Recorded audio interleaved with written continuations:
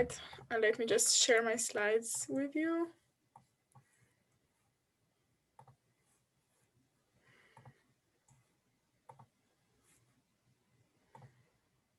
Can you see the slides? Yes. Okay, hello.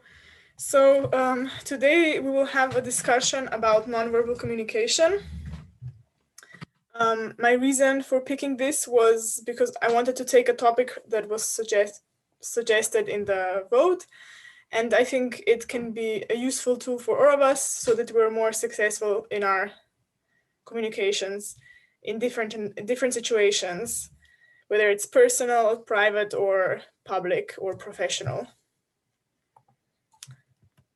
So the agenda for today's discussion will be, first, I will have a shorter overview of the topic. Then I will give you some discussion questions that we can discuss. And after this, we'll conclude with some key takeaways from this discussion. Why do I find this interesting?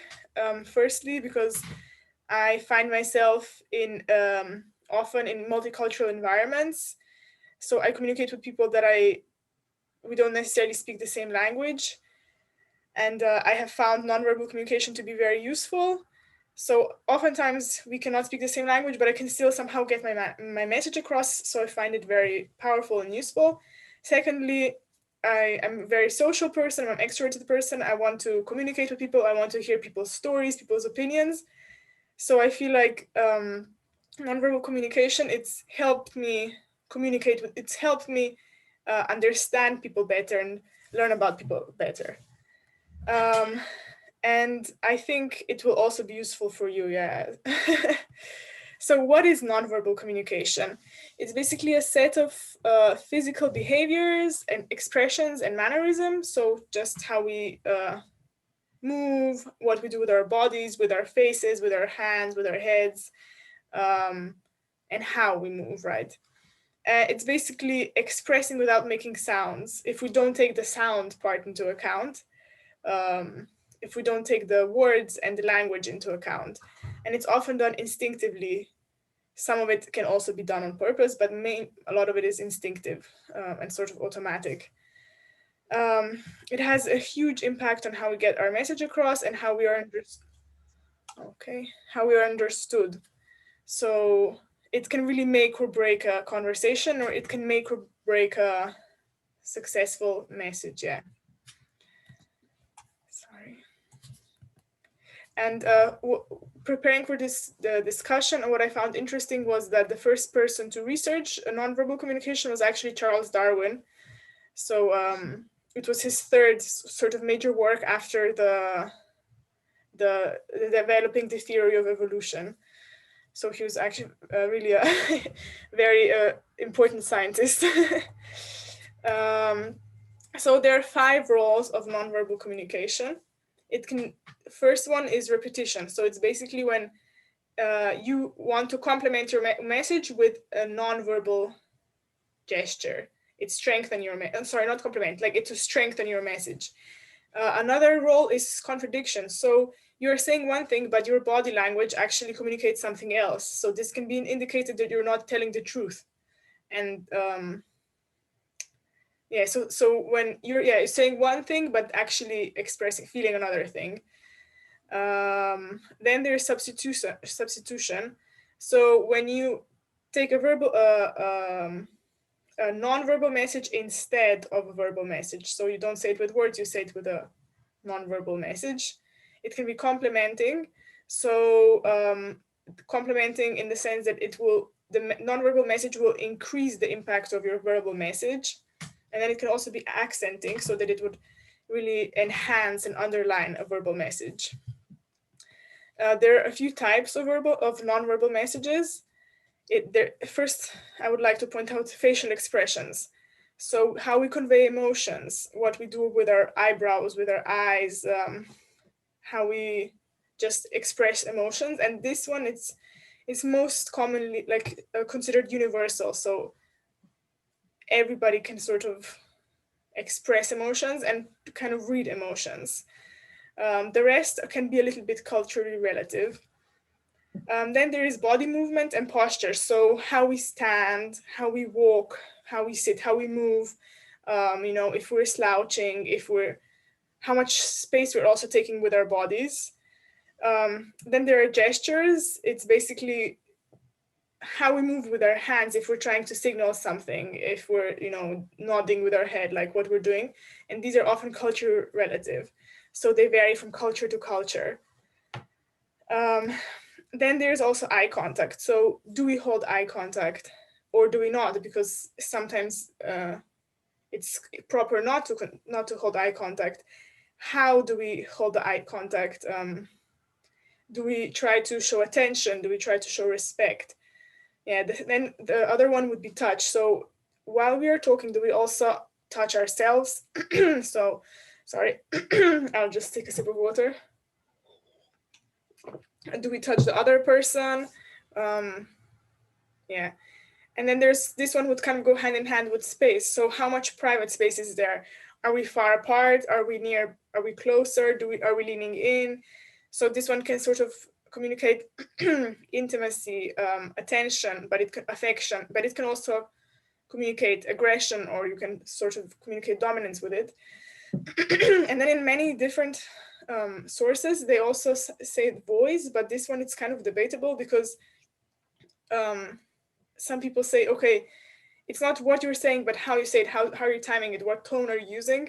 But yeah, it's still under debate whether this is nonverbal or it's actually verbal communication. So we haven't decided on this one, I guess. So in this opportunity, I want to ask you, how do you use nonverbal communication? Do you have some examples? Like, do you observe, are you aware of the nonverbal communication types that you are using in your day-to-day communications?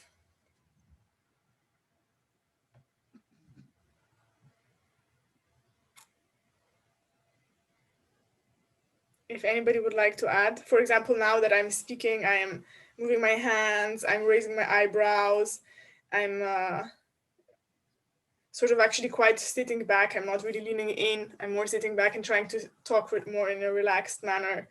Do you have any examples from your communication practice? Well, I'll share right now because I don't see Donghee or Jessica. And I think even on Zoom, there's nonverbal communication, right? Like one of the things about having the cameras on and making eye contact is you can see who is kind of viewing the screen. Even if they're doing something else, at least it looks like they're looking at you. Okay, Jessica, I got you now. As opposed to like looking down constantly. I write down lots of notes, so maybe but I'm aware that when I'm writing notes, if you're talking and you're looking at me for some kind of feedback, you may be wondering what's going on. So I try not to look down too much. Like as soon as I'm done, I'll come and return. So you mentioned eye contact. In that regard, I think that's even relevant on Zoom. So yeah, in this context, in this example of eye contact, for me, it's interesting because I try to make eye contact, but it can also be sometimes a little bit awkward, but we'll get back to this in a later question. So anybody else would like to contribute how they use nonverbal communication? No? Okay, then. Yeah. Yeah. When I understand what you said, I nodding my head, these kind of things. What about outside of this class in your life?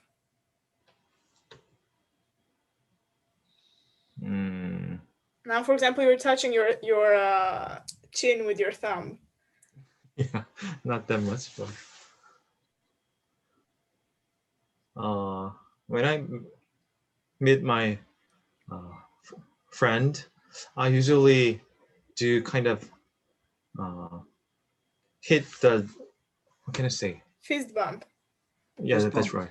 Or yeah, and when I say bye, I used to little kind of the hug things. So that kind of thing is non-verbal.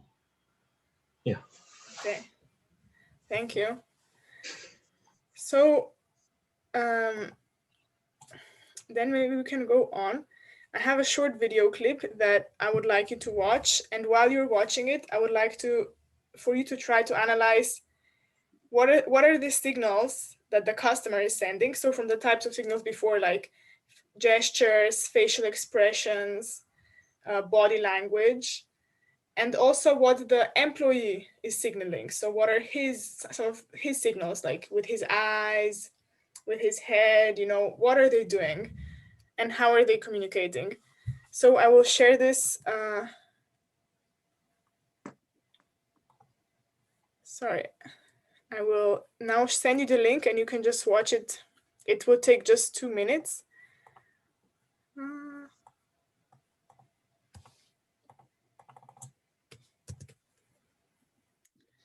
Sorry, let me just get to the chat.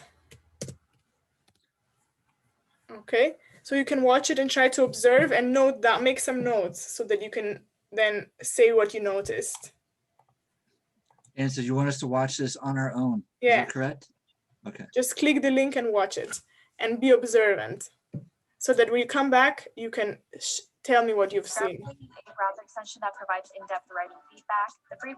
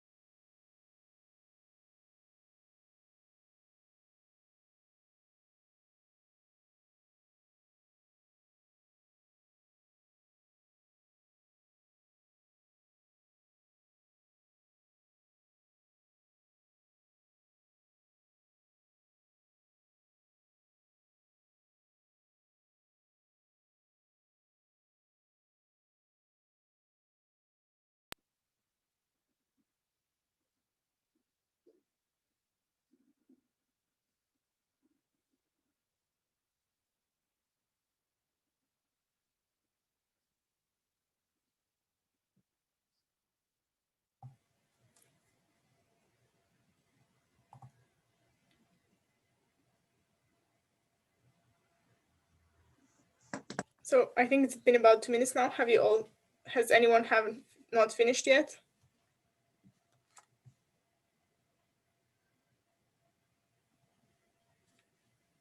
So if you were the cafe owner and the cafe was situated in a very tourist area where there would be lots of foreigners coming through who maybe don't speak the language, would you hire this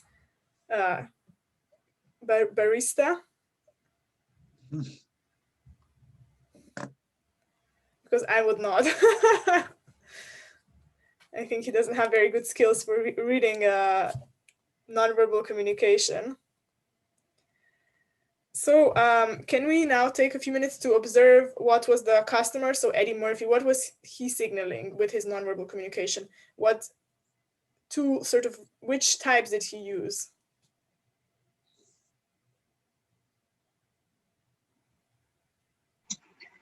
He used hand gestures.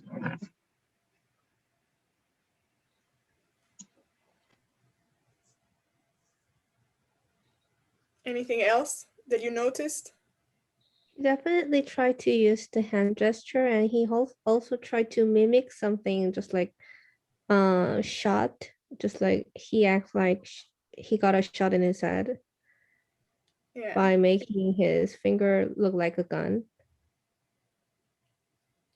I also would point out that I think he also used like facial expressions, because he was doing like, and you know, he was kind of using his eyes a lot. He was trying to like look directly in the customer, I mean in the employee.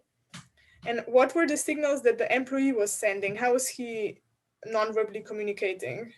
It was more subtle, but it was nonetheless present.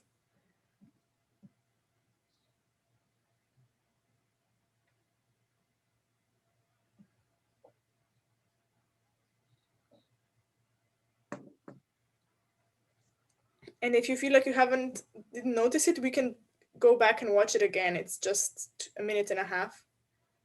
Do you feel that you need to watch it again, or are you?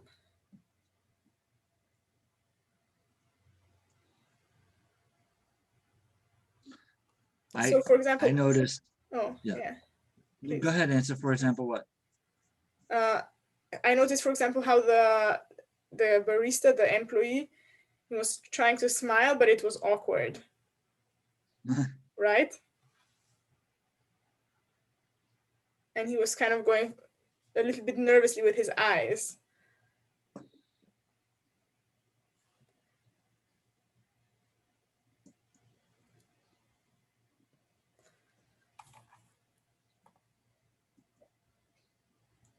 In Yong, did you see something you haven't? Oh, sorry.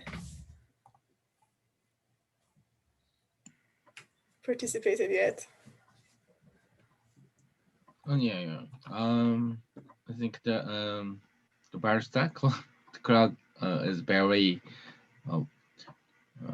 has a funny face, and the guest, I don't know if he used the hand gesture to talk, but I think it is difficult to express the exact intention between each other,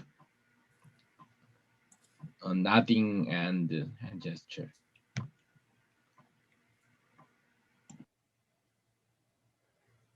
Okay. So maybe to go on to the next question. How can nonverbal communication go wrong? Has nonverbal communication ever gone wrong in your experience? Do you have some funny stories, some examples, some experiences?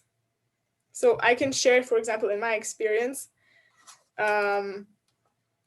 I often try to make eye contact and raise my eyebrows to, you know, show that I'm interested and that I'm listening to you. But I think it's happened on a few occasions that people thought it was a bit strange or intimidating. So they think, oh, why is she looking at me like this? Why is she raising her eyebrows? It looks weird.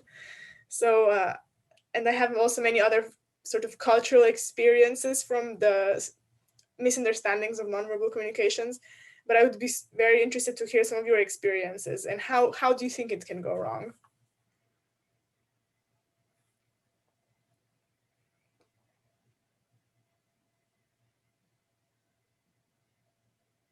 Were ever your gestures misunderstood, or did you ever have some miscommunication about the amount of private space that you take, or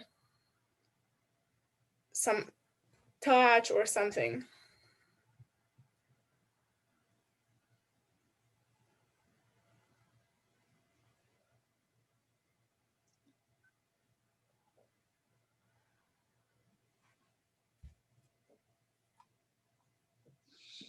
Hmm.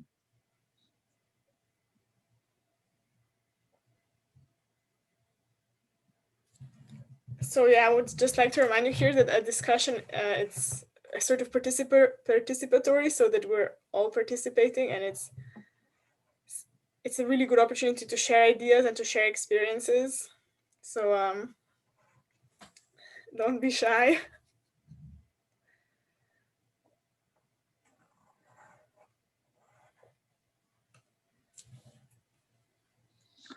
Okay, and so I'm not saying from my own experience, but the classic example in Korea among Western teachers is to feel like when a student is looking down, as you reprimand them, that they are disrespecting you, when actually that's how they are showing respect, by not making eye contact. That's probably the most common example that's happened on so many occasions. I can't say this happened to me. I mean, I work with university students, so it's a little different, but it's not even nonverbal, but it's more like, one thing that I didn't like, which it's verbal, but it's a cultural thing, is being told white lies by students, which I took a lot of offense to in the beginning, but then I realized it's because of the cultural norm in Korea and other countries in Asia to kind of maintain harmony at the cost of like white lies. So like not telling me truly how they feel, how burdensome an assignment was or whatever, but just to kind of always kind of go along with it and not question. I guess it's unquestioning of authority. So I'm sorry, it's not really nonverbal, but that's just something that I had to get used to. Which is why I keep begging everyone all the time, like, just tell me what you really think, or even make it anonymous if that's what it'll take. Thank you for sharing this. Yeah. Maybe I can try to give some more examples from my life, and then somebody else will feel inspired. So I think when I was living in Cambodia, there you point with your lips. So if you want something, you don't say, can you give me that? You say, can you give me, right? But in Europe, it's signaling a kiss, right? But because in Cambodia, I was working a lot with people that actually like, I didn't speak very well Khmer, so the local language. I used a lot of nonverbal language. So when I came back to Slovenia, I was just going around everywhere pointing like, so that was quite strange. I had to consciously unlearn that. Yeah, also, for example, hitchhiking signs are different across the world. In some places you go like this. In some places you have to go like this. My dad, for example, he was hitchhiking in the 80s in the Middle East, and he was going like this hitchhiking, and it turned out that this is kind of the same, like pointing the middle finger, so he didn't get a ride. So yeah, they're very different gestures.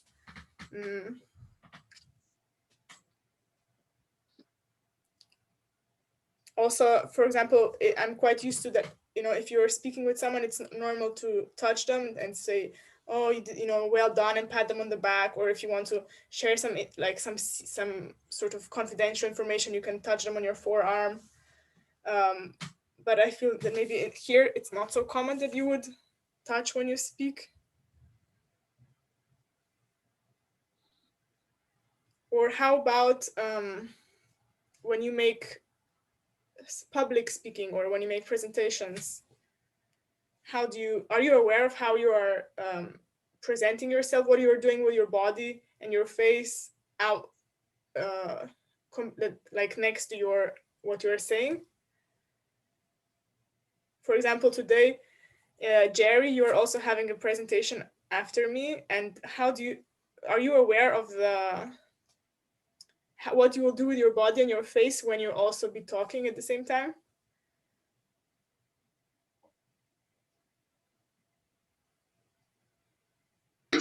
Actually, in the presentation or speech, I usually eye contact with the audiences.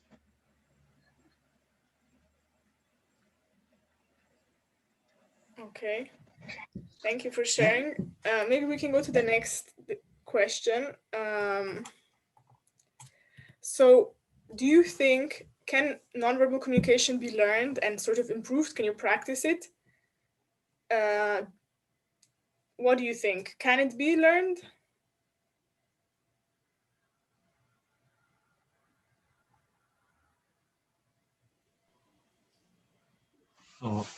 I think, of course, when you said the Cambodia, I remember when in Korea, if the children look cute, we can touch his or her hair. But I thought in Cambodia or Thailand, it is not permitted to touch the children's hair. So that kind of things can be learned, and just kind of the signature, when express or highlight the sentence, but it's not usual in Korea. So I ran through this MBA course. Oh, like Yeah, that's right. Yeah. Scare quotes. Pardon? Yeah, they're called scare quotes. Oh, really? Yeah. This, right? I run right. Yeah, that's right. Yeah. But there's also the expression, is the eye expression, and I think people often mention, can you distinguish a fake smile and a sincere smile? And I read one study where you had to do a quiz, and then there were results, and majority of the people can distinguish between a fake smile and a sincere smile. So I think in this sense, it can't be learned. So some of it can be, like the gestures. I think you can learn to improve your posture. You can learn to, use nonverbal language to communication to your advantage. But maybe some of the, eye expressions, the very subtle signs, I think they cannot be learned.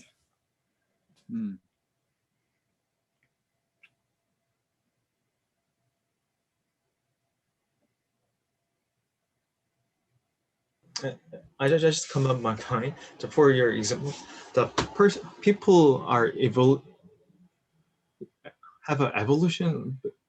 Does it make sense? But because in normal animal, the black parts are the whole of the eye, but instead of the animal, the people have the white part more than animal. So we can recognize he or she saw you or the other thing. So that is kind of the different thing with animals. Okay. Thank you. I'm not sure. No, actually, I also read that apparently you can do some metrics, but I think we can't see of the pupil dilation, that it also changes depending how we feel and what we do. Okay, maybe to staying within time limit, we can just go on to some conclusion,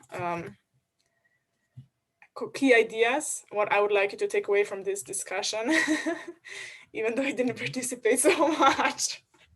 So, but still some maybe useful tips that you can take away for your future communications. So it's really good if you can manage your stress, because when you're stressed, you have less control over yourself, and you sort of lose your thoughts, you lose your observation of yourself, and you're also less observant of the other person that you're communicating with. So maybe you will skip on some very useful and very important signals that they're sending you. It's very important that you develop awareness, again, of yourself. What do you convey? What are your patterns? Like, where are you lacking and what are your strengths? What are you comfortable doing? What are you uncomfortable doing? So just become self-aware of what you're doing. And then also try to be aware of others. So what are the small subtle hints that you can pick up on? What is the situation, like the framing of the conversation? And try to just empathize, try to improve your emotional awareness, and continuously self-assess, because it's a process, it's an ongoing thing. And then also try to have a wholesome approach. So pay attention to inconsistencies when people are saying one thing but they're doing another thing with their nonverbal communication, and try to group the signals. You don't have to focus just on one, but just take everything into account. And trust your instinct, trust your gut feeling, because it's likely that it's correct. And continuously self-evaluate. These are kind of the overall useful tips. And I guess the fun tip would be the cultural one. I didn't really include it here, but I think different cultures are so fascinating. So for me, it's always interesting to compare and learn about different culturally relative nonverbal communication signals. And on this note, I would like to conclude this discussion. Thank you for your participation, and I would be very happy to hear some feedback. Anca, thank you so much. I'll be very brief here in the feedback. I love the topic. Once again, you chose something that you was trying to directly contribute to the essence of this course, right? Business and professional communication. I thought the question you asked at first, how is it interesting and useful? Those are the exact two things. That's the exact question that I ask myself over and over and over and over. When teaching any course, that's kind of my goal, is always those two things. Like, how can I make it interesting, but also useful, right? Without compromising either one. So I love that you asked that question with regards to nonverbal communication. You also, so you set the stage very well. The video clip was good. I was actually going to suggest to use some kind of video clip as an example. Now, I have both a praise and a critique of that, because I think it would have been better to use something more realistic, like an actual conversation, or some kind of clip where it was not intended to, like, obviously be using nonverbal communication. Because in most of our everyday interaction, it's not that dramatic, right? We're not actually trying to order something at Starbucks without using words. So I think that from a practical perspective, like, I actually had an assignment that I gave to undergrads where they have to watch something on mute, like I use TV shows. Even that's kind of artificial, but at least in a TV show, they're not emphasizing the nonverbals. That's just naturally happening while characters are talking and moving. So I think that the best clip to study nonverbals is a clip where nonverbals are not the center, the focus, because as you said, much of it is not conscious, right? Much of it is instinctual, and so that's my only advice on the video clip. But it was good that you used one of them, and then to end it as you did was good. To try to wrap things up with the 3 tips how to improve. The last one I thought was a little bit vague, like the wholesome approach. I would just add to that, one way to be aware of your inconsistencies is to watch yourself. I think you mentioned that as well. So one reason why we videotape everything, partly so I can grade it, but also for you to have a reference for yourself, because you'll see yourself as you present. And there are limitations on Zoom, but if you were to present in a live setting, it's all the more useful because you can see your whole body and your language, and like how you're interacting with people, perhaps how you're moving forward and back and things like that. So that's all. I highly recommend it as much as you can. Watch yourself, basically, right? Or speak in front of the mirror. As far as okay, so one question I had about the presentation, I think it was in one of your first slides. You mentioned complimenting, and I didn't see how that was different than the last term. I forgot what the last term was, but I couldn't distinguish between some of the 5. You mentioned like 5 traits of nonverbals, and yeah, go ahead. So in the research I read, basically complimenting was, for example, I would say, "Oh, well done, you did a really good job," and pat you on the back. And enhancing would be saying, like, "I'm really angry," and bang on the table with my arm. So sort of complimenting would be, these are the 2 examples, kind of. Okay, so that's what I was wondering. So you're talking about compliment with an I, but I think there was also a compliment with an E. I spelled it. Yeah. You spelled it with an E, but did you mean E? I thought you did mean the E. Compliment as in, like, I don't know, like going to like completing something or to support something. That's compliment. And then comply, I meant, is like, "Oh, good job," patting on the back. Yeah. Sorry, this is my mistake with the spelling. So which one did you mean? You meant the I? Like, compliment, yeah. So to make it even more. Right, to emphasize something, right? Yeah, to emphasize. Okay. Sorry, that would be the more correct. Yeah. So I just remember, anyway, it's not a big deal. I mean, I know you're just citing something you found, but the 5 points, I thought, like, some of them were very similar. I didn't know the difference between emphasizing and complimenting, like with an E. Because I don't remember exactly, but anyway, I just put a note for that. There's a minor issue, well, not so minor, I guess, but I counted 6 spelling errors. I know you're using the British spelling, so British, they use ISE, whereas the American English is IZE, right? Like synthesize or analyze. At the end, it's ISE. So I'm not talking about those, but there were 6 other errors. Physical strength, strengthens, stand, culturally, and aggression, and employee. So one is probably not noticeable, but I'm very keen to look for those things. 6 of them is a little bit distracting. So I would just recommend, to do a basic spell check if you present, because if it's too many, then it kind of distracts people and maybe makes them think, well, this person, they might be brilliant in one area, but for whatever reason, like if they don't spell or present in a way, like names, if they're misspelled, for example, it just detracts from your presentation. But other than that, I took a lot of notes. I really appreciate, again, the fact that you're trying to be practical here. And so one suggestion would be to do something where like you are communicating non-verbally and we have to guess. Like I know we had a hard time kind of drawing out participation, and there's no easy fix for that, but maybe some kind of icebreaker where like you do some kind of charade, like the simple game of charades where you do something and we have to kind of just guess, right? We're calling out. That kind of back and forth might have been useful to kind of get people out of their shell a little bit. And but one good thing you did was you were able to bring a lot of examples of your own of the nonverbals gone wrong. That was excellent, because honestly, I think all of us are trying to think, but I had a hard time thinking of any. You mentioned the one from Cambodia and some others. So that was good that you had your own as examples, kind of as a backup in case no one else thought of any. So yeah, so some good, some bad. But again, I don't question your intentions and I appreciate your effort, Anca. Okay, how about one more round of applause? Okay, so here's the thing, folks.